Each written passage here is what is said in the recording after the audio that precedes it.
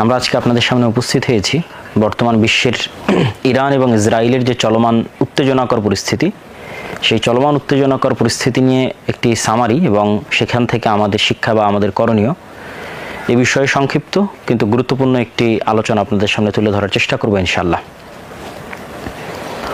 Iran এবং ইসরায়েলের যে চলমান উত্তেজনা, এটি গত কয়েক দশক ধরে শুধুমাত্র পাল্টা হুমকি এবং ধমকি অথবা হম্বি এবং তম্বির মধ্যেই সীমাবদ্ধ ছিল। কখনো কখনো মাঝে মধ্যে টুকটাক হামলা হলেও সেটি যে উভয় পক্ষের আন্ডারস্ট্যান্ডিং বা বোঝাপড়ার মাধ্যমে পরিচালিত হতো, সেটিও এক প্রকার স্পষ্ট, যার ফলশ্রুতিতে বিশ্লেষক মহলে অনেকেই মনে করতেন যে ইরান এবং ইসরায়েলের যে দ্বন্দ্ব, এটি আসলে বাহ্যিকভাবে দ্বন্দ্ব দেখালেও গোপনে আসলে তাদের বন্ধুত্ব রয়েছে। তো এই ধারণাটিকে ভুল প্রমাণ করে গত 13ই জুন 2025 ইসরায়েলি টাইম ভোর 6:30টার দিকে ইসরায়েলের গোয়েন্দা সংস্থা মোসাদ এর সহযোগিতায় একই সাথে ইরানের অভ্যন্তরে পূর্ব থেকেই মজুদ রাখা ড্রোন এবং পূর্ব থেকেই মোসাদের গোয়েন্দা সংস্থা যারা কার্যক্রম পরিচালনা করতেছিল ইরানে, তাদের সহযোগিতার মাধ্যমে এবং ইসরায়েলের ফাইটার জেটের মাধ্যমে এই উভয় শক্তিকে একত্রিত করে এক ভয়ঙ্কর এবং ভয়াবহ হামলা পরিচালনা করা হয়। যেই হামলার ভয়াবহতা আপনি ধারণা করতে পারবেন যে একটা বাহিনীর সেনাপ্রধান, শুধু একটা বাহিনী নয়, ইরানের সেনাবাহিনী, ইরানের আইজিআরসি, এরকম বড় বড় বাহিনীর যারা প্রধান আছে, টপ লেভেলের যারা সামরিক কর্মকর্তা আছে, তাদের সকলকে এবং বলা যায় যে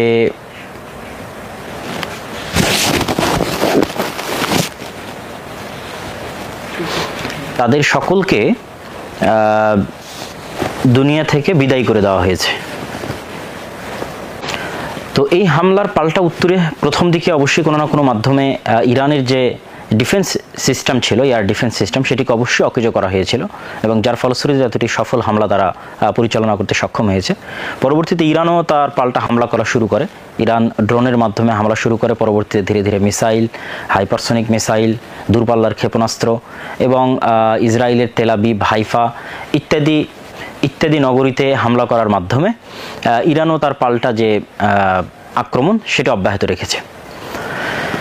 ইসরায়েলের আন্তর্জাতিক বিমানবন্দর বন্ধ ঘোষণা করা হয়েছে। উভয় পক্ষেই মোটামুটি ভালো ক্ষয়ক্ষতি হয়েছে আহত নিহতের দিক থেকে। অবশ্যই ইসরায়েলের কম হবে, ইরানের বেশি হবে, এটি স্বাভাবিক, কারণ ইসরায়েলের প্রতিটি বাড়িতেই অভ্যন্তরীণ বাংকার আছে এবং সাইরেন বাজলে তারা সেখানে আশ্রয় নেয়। ইসরায়েলের আয়রন ডোম যে আকাশ প্রতিরক্ষা ব্যবস্থা, এটি অত্যন্ত উন্নত প্রযুক্তির এবং আমেরিকার নিজস্ব সাপোর্ট আছে। আমেরিকা যদিও বলতেছে আমরা সরাসরি এই যুদ্ধে আক্রমণে অংশগ্রহণ করছি না, তবে ইসরায়েলকে ডিফেন্স করার জন্য আমরা সাথে আছি। তো আমেরিকা যেহেতু ইসরায়েলকে ডিফেন্স করার জন্য সাথে আছে, সেহেতু ইরান যত মিসাইলে নিক্ষেপ করুক সেগুলো খুব কম সংখ্যকই লক্ষ্যভেদ করতেছে। অধিকাংশই রাস্তাতে ইন্টারসেপ্ট তথা রাস্তাতেই পাল্টা মিসাইল এসে সেগুলোকে আক্রমণ করে ধ্বংস করে দিচ্ছে, যেটা আকাশ প্রতিরক্ষা ব্যবস্থার অংশ। তো সেহেতু ইসরায়েলের ক্ষয়ক্ষতি কম হবে এবং ইরানের ক্ষয়ক্ষতি বেশি হবে, এটি স্বাভাবিক। যদি ইরানের পক্ষ থেকে যে দাবি করা হয়েছে যে ফাইটার জেট 35 এটি ধ্বংস করা হয়েছে, এটির আসলে এখন পর্যন্ত কোনো স্পষ্ট প্রমাণ পাওয়া যায়নি।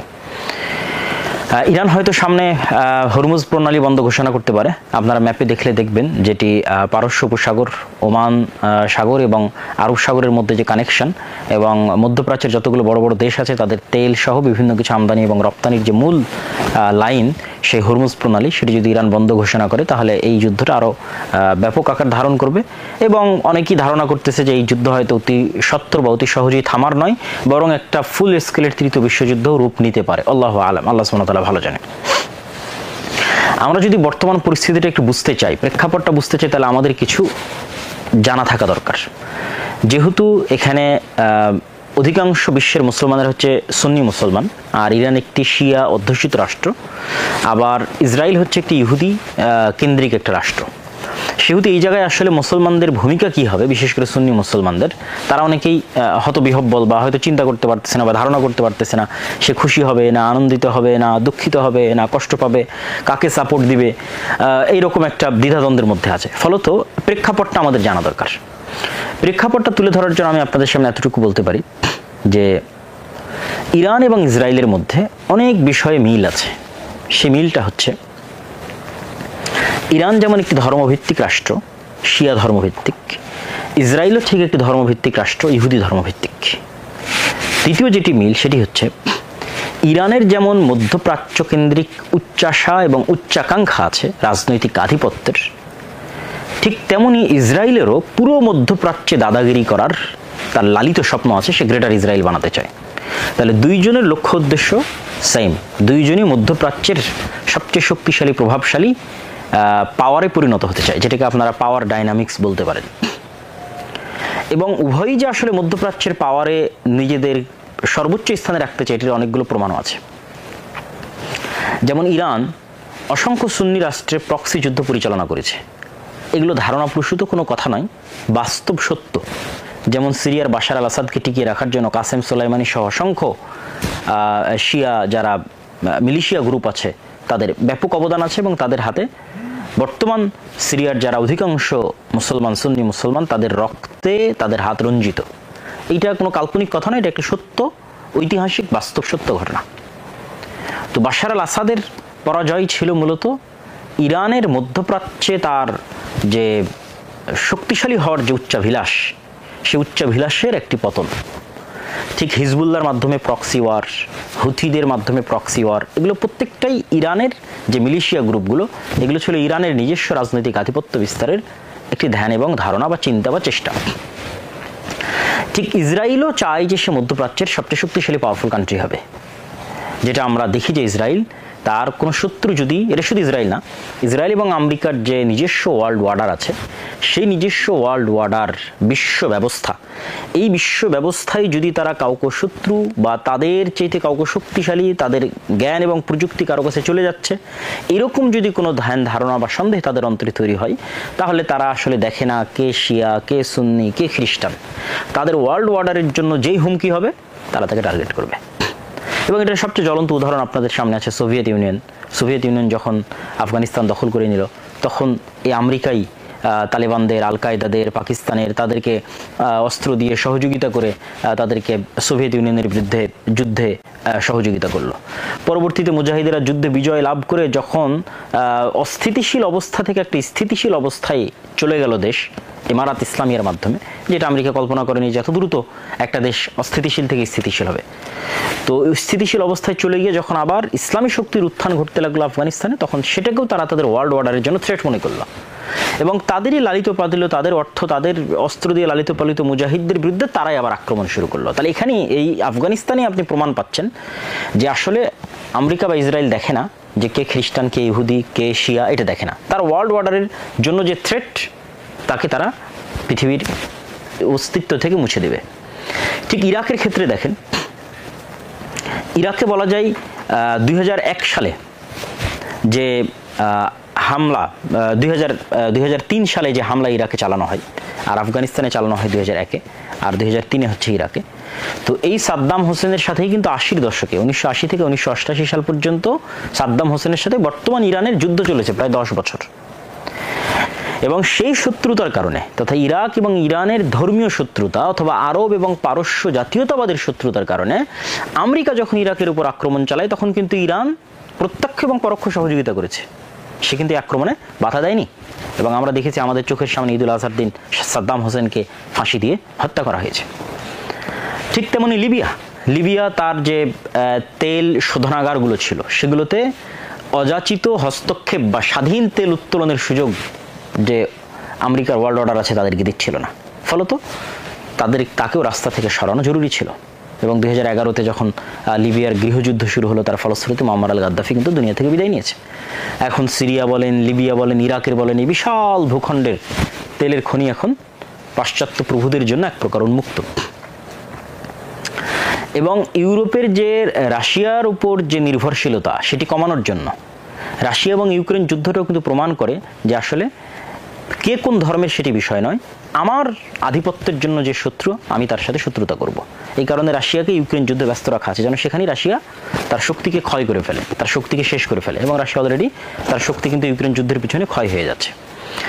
তো রাশিয়ার উপর ইউরোপের যে নির্ভরশীলতা, গ্যাস কেন্দ্রিক নির্ভরশীলতা, এই নির্ভরশীলতা কমানোর জন্য যারা ইউরোপের দেশে থাকেন তারা খুব ভালোভাবেই জানেন যে ইউরোপে শীতপ্রবণ দেশ, সেখানে প্রচুর পরিমাণে হিটার চালানোর জন্য গ্যাসের প্রয়োজন হয়।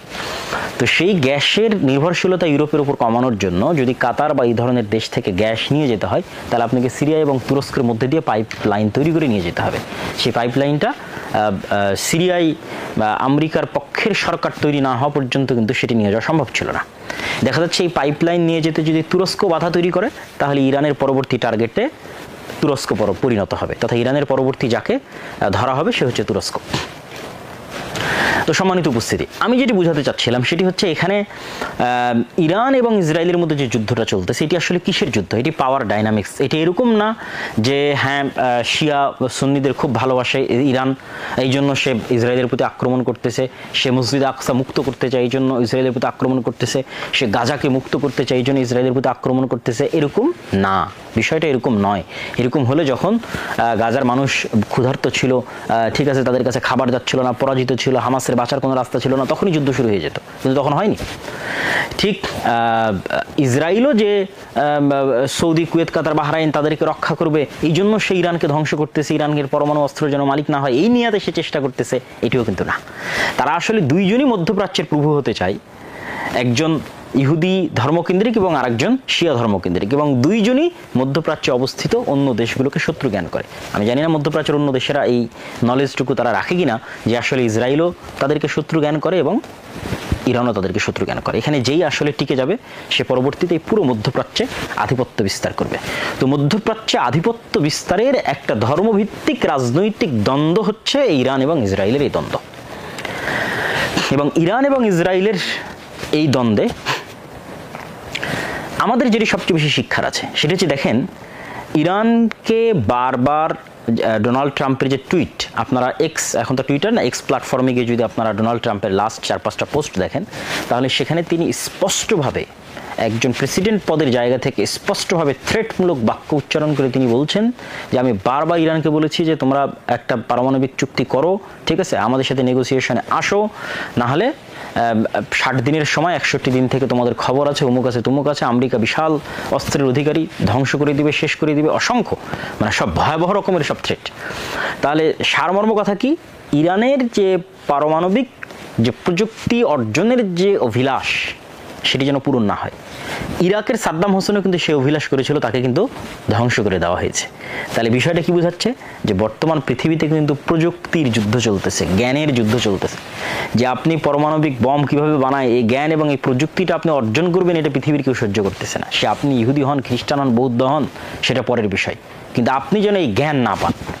এর আরেকটা আপনাদেরকে উদাহরণ দেই, যেমন ধরেন চায়না যেন চিপ বা সেমিকন্ডাক্টরের যে নলেজ এটাতে যেন টপ লেভেলে না পৌঁছতে পারে, এই জন্য চায়নার উপর কিন্তু এই কেন্দ্রিক নিষেধাজ্ঞা দেওয়া আছে। এরকম বলা যায় 7 থেকে 8টা টপ লেভেলের প্রযুক্তি এবং টেকনোলজি আছে যেটা আমেরিকা চায় না যে অন্য কেউ এই প্রযুক্তি পরিপূর্ণরূপে তার কাছে চলে যাক। তার মধ্যে যেমন পারমাণবিক প্রযুক্তি আছে, মিসাইল অ্যান্ড ডিফেন্স সিস্টেম আছে, ঠিক তেমনি এআই এবং সাইবার ইন্টেলিজেন্স প্রযুক্তি আছে, স্টিলথ টেকনোলজি, এই যে স্টিলথ ফাইটার জেটের কথা বলা হচ্ছে 35, এই স্টিলথ টেকনোলজি হচ্ছে রাডারকে ফাঁকি দেওয়ার টেকনোলজি। এই টেকনোলজি অন্য কেউ পেয়ে নিক এটা কখনোই আমেরিকা চায় না। ঠিক তেমনি সেমিকন্ডাক্টর এবং চিপ তৈরির যে প্রযুক্তি, এনভিডিয়া বা ইন্টেল এরকম আমেরিকান যে কোম্পানিগুলো আছে তারাই টপ লেভেলের। আমাদের মোবাইলের মধ্যে যে চিপ থাকে, কম্পিউটার এবং ল্যাপটপের মধ্যে থাকে, এটা কিন্তু পুরোপুরি আমেরিকার একচ্ছত্র নিয়ন্ত্রণে, যেটার 50% তৈরি হয় তাইওয়ানের সাথে চায়নার দ্বন্দ্বটা কিন্তু এই কেন্দ্রিক। তথা আমি আপনাদের যেটি বুঝাতে চাচ্ছি যে পুরো পৃথিবীতে বর্তমান যে যুদ্ধটা চলতেছে, ইরান এবং ইসরায়েলের যে যুদ্ধ চলছে, এটা জ্ঞানের যুদ্ধ, এটা প্রযুক্তির যুদ্ধ, এবং জ্ঞান এবং প্রযুক্তিতে যে এগিয়ে ক্ষমতা তার হাতে। রাশিয়ার সাথে যে দ্বন্দ্ব, চায়নার সাথে যে দ্বন্দ্ব, এটা জ্ঞান এবং প্রযুক্তির দ্বন্দ্ব। কিন্তু দুঃখজনক হলো সত্য যে আমরা মুসলমানেরা কিন্তু সেই জ্ঞান এবং প্রযুক্তি থেকে অনেক অনেক পিছিয়ে আছি। এবং আরেকটা বিষয়ে আমরা পিছিয়ে আছি, একে তো আমরা জ্ঞান এবং প্রযুক্তি থেকে মুসলমানেরা পিছিয়ে আছি, এবং আরেকটা বিষয়ে আমরা সবচেয়ে বেশি পিছিয়ে আছি, সেটি হচ্ছে দেখেন যে অপারেশন ইসরায়েল পরিচালনা করছে, এই অপারেশনের নাম ইসরায়েল দিয়েছে রাইজিং লায়ন। এবং এই অপারেশনের নাম যখন সে দেয় তখন সে তাদের যে তাওরাহ বা ওল্ড টেস্টামেন্ট যেটাকে আমরা বলি, হিব্রু ভাষায় লেখা, সেটার বুক অফ নাম্বারসের বুক অফ নাম্বারসের একটা শ্লোক, সেই শ্লোক থেকে সেই নামটা নিয়েছে। যে শ্লোকের বাংলা অনুবাদ হচ্ছে, দেখো এই জাতি একটি মহান সিংহের মতো উঠে দাঁড়াবে এবং যে তরুণ সিংহের মতো নিজেকে উদ্দীপ্ত করবে, সে শিকার না খাওয়া পর্যন্ত বিশ্রাম নেবে না এবং নিহতদের রক্ত না পান করা পর্যন্ত থামবে না। এবং এই নামকরণ করার পর সেই নামটা চিঠিতে চিরকুটে লিখে, তারা যে লিখিত চিঠি আল্লাহর কাছে পাঠায়, সৃষ্টিকর্তার কাছে পাঠায়, সেটা মসজিদ আল আকসার যে ওয়েস্টার্ন ওয়াল আছে, সেই ওয়েস্টার্ন ওয়ালকে তারা সবচেয়ে পবিত্র মনে করে।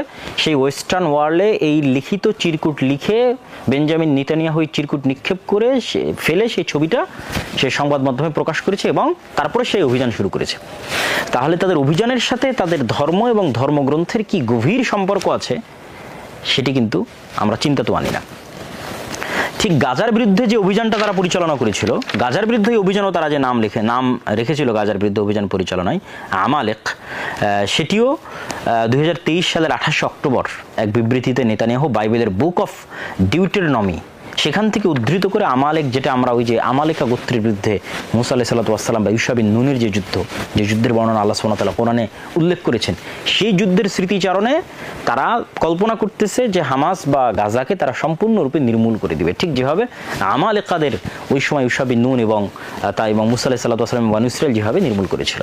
তাহলে এবং তাদের যতগুলো অস্ত্র আছে, টেকনোলজি আছে, সবগুলোর নামকরণেও তারা ধর্মীয় নাম সবসময় ব্যবহার করে। যেমন তাদের একটা অস্ত্রের নাম হচ্ছে ডেভিড স্লিং, ডেভিড মানে দাউদ আলাইহিস সালাতু ওয়াস সালাম। আপনারা এই বিষয়ে আরও স্টাডি করে দেখতে পারেন এবং আমি আমার বহু বক্তব্যে তুলে ধরেছি যে ইহুদিরা তাদের ধর্মের প্রতি কী পরিমাণ কট্টর বিশ্বাসী।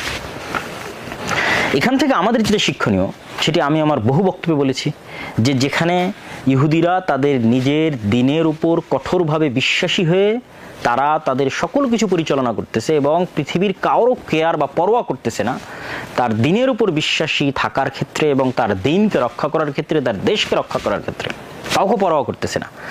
ঠিক আমাদের পার্শ্ববর্তী দেশ ভারতের যারা হিন্দু আছে, তারাও তাদের দিনের উপর কট্টর বিশ্বাসী, যে সেই কট্টর বিশ্বাস থেকে তারা কাউকে ছাড় দিচ্ছে না। কিন্তু আমরা মুসলমানেরা পরস্পরে প্রতিযোগিতা করতেছি যে কে কত বড় সেকুলার আর কে কত বড় অসাম্প্রদায়িক সেটি তুলে ধরার জন্য। এই সমস্ত অসাম্প্রদায়িকতা আর সেকুলারদের পৃথিবীতে কারো কাছে দাম নাই। তারা শুধু গোলাম এবং দালাল হিসেবে পৃথিবীতে বসবাস করতে পারে। আর গোলাম এবং দালালের বাইরে যদি মেরুদণ্ড সোজা করে শক্ত করে দাঁড়াতে হয়, তাহলে নিজ দিনের উপর পূর্ণ আত্মবিশ্বাস, পূর্ণ আস্থা এবং পূর্ণ কনফিডেন্স, কোনো প্রকার হীনম্মন্যতা ছাড়া যদি আপনি সামনের দিকে আগাতে পারেন, তবেই পৃথিবী আপনাকে দাম দিবে, পৃথিবী আপনাকে গণনার মধ্যে কাউন্ট করবে। এবং ইরানের উপর যে হামলা চলছে সেটা প্রমাণ করে যে ইরানকে তারা গণনার মধ্যে কাউন্ট করতেছে। ইরানকে কেন গণনার মধ্যে কাউন্ট করতেছে? ইরানের নিজস্ব ওয়ার্ল্ড অর্ডার আছে, ইরানের নিজস্ব থিওরি আছে, যদিও সেটা শিয়া ধর্মীয় রাজনীতি কেন্দ্রিক, যেটাও মধ্যপ্রাচ্যের সুন্নি রাষ্ট্রগুলোর জন্য থ্রেট, কিন্তু তারপরেও সে তার নিজস্ব আদর্শে অটল এবং অটুট। এই কারণে তাকে গণনার মধ্যে, ধর্তব্যের মধ্যে আনতে হচ্ছে ইসরায়েলকে। আর আমরা যারা আমাদের ইমান এবং আকীদা বিক্রি করে দিচ্ছি বা সেকুলার হওয়ার প্রতিযোগিতায় লিপ্ত আছি, অসাম্প্রদায়িক হওয়ার প্রতিযোগিতায় লিপ্ত আছি এবং নিজের দিনের উপর হীনম্মন্যতা আমরা বোধ করি এবং কতটুকু নিজের দিনে ছাড় দেওয়া যায়, কম্প্রোমাইজ করা যায়, সেটা নিয়ে আমরা চিন্তা করি, তাদের আসলে পৃথিবীতে কোনো ভাত নাই, অথবা তাদের আসলে পৃথিবীতে কেউ দাম দেওয়ার বা কেউ গণনা করার যোগ্যও মনে করে না। এই জন্য আমি এই ইরান ইসরায়েলের যে যুদ্ধ চলতেছে, এই যুদ্ধের যদি আমি সারমর্ম বা সামারি যদি আমি আপনাদের সামনে তুলে ধরি, তাহলে সেই সামারি এবং সারমর্মের এতটুকু বলতে পারি, বা আরও দু একটা পয়েন্ট যদি ছুটে গিয়ে থাকে, যে ইরানের সাথে যেই মৌখিক দ্বন্দ্ব, এটা আসলে তথাকথিত যে ইসলামী বিপ্লব তারপরই শুরু হয়েছে। এই তথাকথিত ইসলামী বিপ্লব 1979-এর আগের যে সময়গুলো, যখন রেজা শাহ পাহলবিরা ছিল, তখন কিন্তু সেকুলার শ্রেণী বা সেখানে বসবাস করতো। ঠিক যেমন আমরা আমাদের দেশে যেমন বলে থাকি শাহবাগি বা এই জাতীয়, ঠিক আছে। তো ইসরায়েলও কিন্তু চাচ্ছে যে ওই জাতীয় কেউ ইরানের ক্ষমতায় আসুক, যে সেকুলার হবে, অসাম্প্রদায়িক হবে, ছাড় দিবে, কম্প্রোমাইজ করবে, এবং ওই রেজা শাহ পেহলভির বংশধরদেরকে পুনরায় ইরানে বসানোর জন্য কিন্তু তারা চেষ্টা করতেছে। তো আসলে আমেরিকা এবং ইসরায়েলের যে সমগ্র পৃথিবীব্যাপী যে নিজস্ব একটা ওয়ার্ল্ড অর্ডার, এবং এর বিরুদ্ধে যদি কেউ দাঁড়ায় তারা তাকে ছাড় দেবে না, এটি ঠিক। এবং হয়তো পরবর্তী টার্গেটে তুরস্ক পরিণত হতে পারে, পাকিস্তান, এবং ধারাবাহিকভাবে সৌদি সহ অন্যান্য ইসলামী মুসলিম যে দেশগুলো তারাও আসবে। তো এইটার ক্ষেত্রে আসলে মুসলমানদের করণীয় কি? তাদের যে শক্তি, সেই শক্তির সামনে দাঁড়ানোর মতো মুসলমানদের নিজস্ব শক্তি তৈরি করার চিন্তা থাকতে হবে। যে আপনি শুধু আমেরিকা থেকে অস্ত্র কিনবেন, সেই অস্ত্রের সফটওয়্যারও তাদের কাছে, ঠিক আছে, সেটা আপনি নতুন করে সেই অস্ত্র তৈরির যে টেকনোলজি সেটাও সে আপনাকে দিবে না। আবার সে অস্ত্র যদি আপনি তার বিরুদ্ধে প্রয়োগ করতে চান সেটির অনুমতিও সে দিবে না। সে অস্ত্র যদি আপনি ইসরায়েলের বিরুদ্ধে প্রয়োগ করতে চান সেটির অনুমতিও সে দিবে না। হ্যাঁ, পাকিস্তানের কাছে আমেরিকা যে অস্ত্রগুলো বিক্রি করে সেটি যেন ভারতের বিরুদ্ধে ব্যবহার না করা যায় সেই শর্ত দিয়ে থাকে। তাহলে শুধু অস্ত্র কেনার প্রতি যদি নির্ভর করে, আমি যে সামারিটা করতেছি যে বর্তমান বিশ্বে প্রযুক্তির যুদ্ধ চলতেছে, জ্ঞানের যুদ্ধ চলতেছে। ইরানের উপর আক্রমণ করা হচ্ছে শুধু এই কারণেই যে সে জ্ঞানের দিক থেকে তার পরমাণু বিজ্ঞানীরা পারমাণবিক জ্ঞান অর্জন করে ফেলতেছে, এই কারণে আক্রমণ হচ্ছে, জ্ঞানের যুদ্ধ। অতএব মুসলিম বিশ্বের যারা কান্ট্রি আছে, আমাদের ছোট দেশ বাংলাদেশ, তাদেরও আসলে শুধু চেতনা বিক্রি করা বাদ দিয়ে বা সেকুলার হওয়ার প্রতিযোগিতা বাদ দিয়ে তাদেরও মনোযোগ দেওয়া উচিত যে কিভাবে তারা নিজস্ব প্রযুক্তি ডেভেলপ করবে।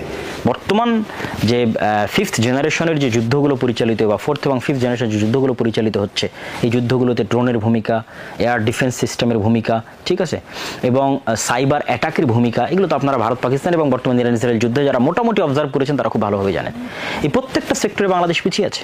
বাংলাদেশের এয়ার ডিফেন্স সিস্টেম বলতে কিছুই নেই, বাংলাদেশের ড্রোন ব্যবস্থা বলতে কিছুই নেই, বাংলাদেশের ফাইটার জেট আক্রমণ করবে, ঠিক আছে, বা মিসাইল সিস্টেম ক্ষেপণাস্ত্র নিক্ষেপ করবে, কিছুই নেই। এগুলো প্রত্যেকটাতে আমরা পিছিয়ে আছি। আমাদের পার্শ্ববর্তী কোনো দেশ যদি আমাদের উপর আক্রমণ করে, যেমনটা ইসরায়েল ইরানের উপর করেছে, তাহলে ইরানের যে অবস্থা আছে তার হাজার গুণ খারাপ অবস্থায় বাংলাদেশের। আর আমাদের যুব সমাজ ব্যস্ত আছে কিসে? জুয়া, নেশা, মদ, খেলতামাশা।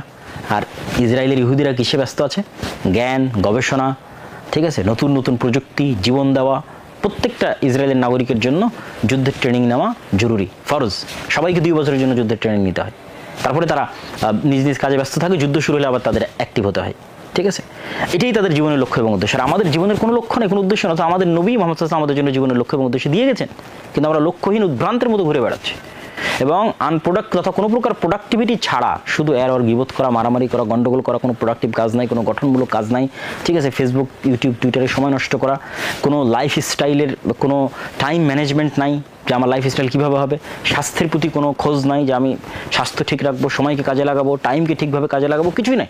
শুধু সময় নষ্ট এবং গল্প, গীবত, তহমতের মাধ্যমে আমাদের সময় পার হয়ে যাচ্ছে। অর্থাৎ ভাইরা, আমাদের জন্য করণীয় কি? এই দিন আমাদের সামনেও আসবে এবং সেই দিনের প্রস্তুতি হিসেবে আমাদের জ্ঞান, বিজ্ঞান এবং প্রযুক্তি, পড়াশোনা, প্রোডাক্টিভ লাইফ সামনে এগিয়ে যেতে হবে এবং নিজ নিজ জায়গা থেকে সর্বোচ্চ চেষ্টা করতে হবে। এটি মুক্তি, এটা ছাড়া মুক্তির কোনো রাস্তা নেই।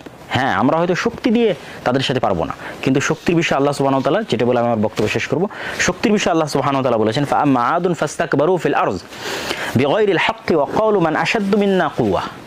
আদ জাতিকে যখন ধ্বংসের ঘোষণা আল্লাহ দিয়েছিলেন, তখন আদ জাতি বলেছিল যে বর্তমান পৃথিবীতে আমাদের চেয়ে শক্তিশালী কে আছে? মান আশাদ্দু মিন্না কুওয়া। যেমন আজকে আমেরিকা, ইসরায়েল বলতে পারে যে সব টেকনোলজি তো তাদের কাছে, পৃথিবীতে আর কারো কাছে কোনো টেকনোলজিই নেই। যে 2-1টা মুসলিম দেশ তাদের কাছে টেকনোলজি কিনেছে, সেগুলো তো তারা তাদের বিরুদ্ধে ব্যবহার করতে পারবে না। সুতরাং তাদের চেয়ে সুপার পাওয়ার পৃথিবীতে কেউই নাই, এটাই সত্য কথা। কিন্তু আল্লাহ সুবহানাহু ওয়া তাআলা বলছেন, আওয়ালাম ইয়ারাউ আন্নাল্লাহাল্লাযী খালাকাহুম হুয়া আশাদ্দু মিনহুম কুওয়া। মানুষেরা কি জানে না যে আমেরিকার ইসরায়েল যদি সুপার পাওয়ার হয়, তো আমেরিকার ইসরায়েলকে কে সৃষ্টি করেছে? এই আমেরিকা, আল্লাহ নিজে কোরআনে বলছে, আওয়ালাম ইয়ারাউ আন্নাল্লাহাল্লাযী খালাকাহুম, যে আমেরিকা এবং ইসরায়েলকে যে আল্লাহ সৃষ্টি করেছে, সে আল্লাহ তো তাদের চেয়ে শক্তিশালী। আমেরিকা এবং ইসরায়েল যদি আজকের সকল জ্ঞান, বিজ্ঞান এবং টেকনোলজির মালিকের শক্তিশালী হয়, তো এগুলো সবগুলোর সৃষ্টিকর্তা হচ্ছেন আল্লাহ সুবহানাহু ওয়া তাআলা। আমেরিকা এবং ইসরায়েলের সৃষ্টিকর্তা, এই টেকনোলজি, এই ড্রোন, এয়ার ডিফেন্স সবগুলোর সৃষ্টিকর্তা আল্লাহ সুবহানাহু ওয়া তাআলা। তাহলে আল্লাহ হচ্ছেন তাদের চেয়ে শক্তিশালী। তো আল্লাহ অবশ্যই অলৌকিক কিছু ঘটাতে পারেন, ঘটাবেন, ঘটিয়ে থাকেন, ভবিষ্যতেও ঘটাবেন, কিন্তু তাদের জন্যই ঘটান যারা পাওয়ার যোগ্য। ফিরআউনকে মুসা আলাইহিস সালাতু ওয়াস সালাম তার শক্তি দিয়ে পরাজিত করবে, এরকম কোনো শক্তি মুসা আলাইহিস সালাতু ওয়াস সালামের কাছে ছিল না। এই জন্য তাকে পালিয়ে যেতে হচ্ছিল। কিন্তু আল্লাহ পৃথিবীর ইতিহাসের সবচেয়ে ব্যতিক্রম অলৌকিক ঘটনা ঘটিয়ে ফিরআউনকে ধ্বংস করে দিয়েছেন। তো এইরকমই কোনো অলৌকিক ঘটনার মাধ্যমে আল্লাহ ধ্বংস করতে পারেন, কিন্তু সেটার জন্য যে চেষ্টা, যে কনিষ্ঠতা, যে ইখলাস, সেটা কিন্তু আমাদের নাই, যে ত্যাগ, সেটা কিন্তু আমাদের নাই। আমাদের যে ইউরোপীয় উপনিবেশ, পুরো মুসলিম বিশ্বের সকল মুসলমানদের সমস্যা হচ্ছে, উৎস হচ্ছে ইউরোপীয় উপনিবেশ। এই যে আফ্রিকায় যে সমস্যা, ইব্রাহিম ত্রাওরে, ঠিক আছে, বুরকিনা ফাসোর যে আফ্রিকান মুসলমানদের উপর যে ফ্রান্সের যে উপনিবেশ, ঠিক আছে, যে আপনার টাকা কেন্দ্রীয় ব্যাংক, ফ্রান্সের কেন্দ্রীয় ব্যাংকই রাখতে হবে, অসংখ্য যে শর্তগুলো, এটা না দরকার আমরা আরেকদিন আলোচনা করবো ইনশাল্লাহ। তো এই যে উপনিবেশ, আফ্রিকায় উপনিবেশ, বর্তমান পাকিস্তান ভারত এবং কাশ্মীরের দ্বন্দ্ব, এটাও উপনিবেশের সৃষ্টি, ফিলিস্তিন ইসরায়েলের দ্বন্দ্ব, এটাও উপনিবেশের সৃষ্টি। এই 190 বছরের উপনিবেশ মুসলমানদেরকে এমন, মুসলমানদের জিনের মধ্যে, ব্লাডের মধ্যে এমনভাবে গোলামি, কলোনিয়াল মাইন্ড সেট আপ ঢুকিয়ে দিয়েছে যে মুসলমানেরা তাদের আত্মমর্যাদা, আত্মসম্মান ভুলে গেছে। তাদের একটা টাকার জন্য মিথ্যা বলা, একটা টাকা বেশি ইনকাম করার জন্য দুর্নীতি করা, এটি তাদের মজ্জাগত স্বভাব। ধোঁকা দেওয়া, এটি তাদের মজ্জাগত স্বভাব। এই জন্য মুসলমানদের কিনে নেওয়া আমেরিকা এবং ইসরায়েলের কাছে 1-2 মিনিটের ব্যাপার। এই যে ইরানের মধ্যে এত মুজাদের গোয়েন্দা কিভাবে অর্থের কাছে বিক্রি হয়ে যাওয়া, ঠিক আছে। আর অন্যদিকে একটা ইহুদি গোয়েন্দা যদি বুঝতে পারে সে ধরা পড়বে, তাহলে সে বিষ পান করে মারা যাবে। কি পরিমাণ তার নিজের উপর আস্থা, ঠিক আছে। আর আমরা হচ্ছে আমাদের দিনকে বিক্রি করে দেবো টাকার জন্য। এই টাকার জন্য বিক্রি করে দেবো, এই মেন্টালিটি আমাদের মধ্যে তৈরি হয়েছে কিভাবে? 190 বছরের গোলামির মাধ্যমে তৈরি হয়েছে। এই জন্য আল্লামা ইকবাল বলেছেন, সাবাক ফিরসে পার সাদাকাত কা, সুজাআত কা, আদালত কা, লিয়া জায়েগা তুঝসে কাম দুনিয়া কি ইমামত কা। যে মুসলমানেরা তোমরা সত্য বলা শিখো, ন্যায়পরায়ণ আমানতদার হওয়া শিখো, আত্মমর্যাদা সম্পন্ন আত্মবিশ্বাসী হওয়া শিখো, নিজের দিনের উপর কট্টর আস্থা এবং বিশ্বাস নিয়ে আসা, হীনম্মন্য না হওয়া, সেকুলারিজম, ডেমোক্রেসির মতো যে ওয়ার্ল্ড অর্ডার যেগুলো আছে, কেন্দ্রীয় বিশ্বায়নের, গ্লোবালাইজেশনের, এগুলোকে ছুঁড়ে ফেলে দেওয়া, আস্থা করে নিক্ষেপ করা এবং নিজের দিনের উপর অগাধ আস্থা এবং বিশ্বাস নিয়ে সামনের দিকে এগিয়ে যাওয়া এবং চেষ্টা করা এবং ত্যাগের মন মানসিকতা রাখা। যখন আপনি আপনার সর্বোচ্চ চেষ্টা এবং সর্বোচ্চ ত্যাগ করবেন ইখলাসের সাথে, তখন আল্লাহর সাহায্য অবশ্যই আসবে। তো সম্মানিত উপস্থিতি, আমরা যদি আমাদের পুরো আলোচনা সামারি করি, তাহলে আমরা এটি বলতে চাই যে ইরান এবং ইসরায়েলের যে যুদ্ধ, এটা পাওয়ার ডাইনামিক্স। এটা কি বলে ওর নাম, ইরান জেরুজালেমের খুব ভালো চাই, গাজার খুব ভালো চাই, এই জন্য হামলা করতেছে, অথবা ইসরায়েল সৌদি, কুয়েত, কাতার, বাহরাইনকে রক্ষা করবে ইরান থেকে, এরকম কিছু না। তাদের উভয়েরই লক্ষ্য তারা মধ্যপ্রাচ্যে তাদের শাসনকে প্রতিষ্ঠিত করবে। এই জন্য একজন আরেকজনকে সহ্য করতে পারতেছে না, কেন উভয়ই জ্ঞান বিজ্ঞান থেকে একজন আরেকজনের কাছাকাছি চলে আসছে। সেই জন্য তাদের মধ্যে এই ফাইটটা লাজেম, জরুরি ছিল, এটা হওয়ারই ছিল, এটা সংঘটিত হয়ে গেছে। কিন্তু এখান থেকে আমাদের জন্য যে শিক্ষাগুলো নেওয়ার আছে, মুসলিম উম্মার জন্য যে শিক্ষাগুলো নেওয়ার আছে, সেই শিক্ষাগুলো তাদেরকে নিতে হবে এবং সেভাবেই সামনের পথ আমাদেরকে বাছাই করার চেষ্টা করতে হবে। আল্লাহ সুবহানাহু ওয়া তাআলা আমাদের তৌফিক দান করুক, আল্লাহুম্মা আমিন। আশা করি আবার আপনাদের সাথে দেখা হবে ইনশাআল্লাহ সমসাময়িক বিষয় নিয়ে। আসসালামু আলাইকুম ওয়া রাহমাতুল্লাহি ওয়া বারাকাতুহু। আর একটা কথা বলতে ভুলে গেলাম, সেটি হচ্ছে আমাদের মাসিক আল ইতিসামে আপনারা নিয়মিত এরকম সমসাময়িক বিষয়, আমাদের লেখনী, সম্পাদকীয় সব কিছু পান এবং পেয়ে থাকেন। অতএব মাসিক আল ইতিসাম নিয়মিত পড়ার চেষ্টা করুন, ওয়েবসাইট থেকে হোক অথবা গ্রাহক হওয়ার মাধ্যমে হোক, এজেন্ট হওয়ার মাধ্যমে হোক, এটি আপনাদের কাছে উদাত্ত আহ্বান থাকলো। আসসালামু আলাইকুম ওয়া রাহমাতুল্লাহি ওয়া বারাকাতুহু।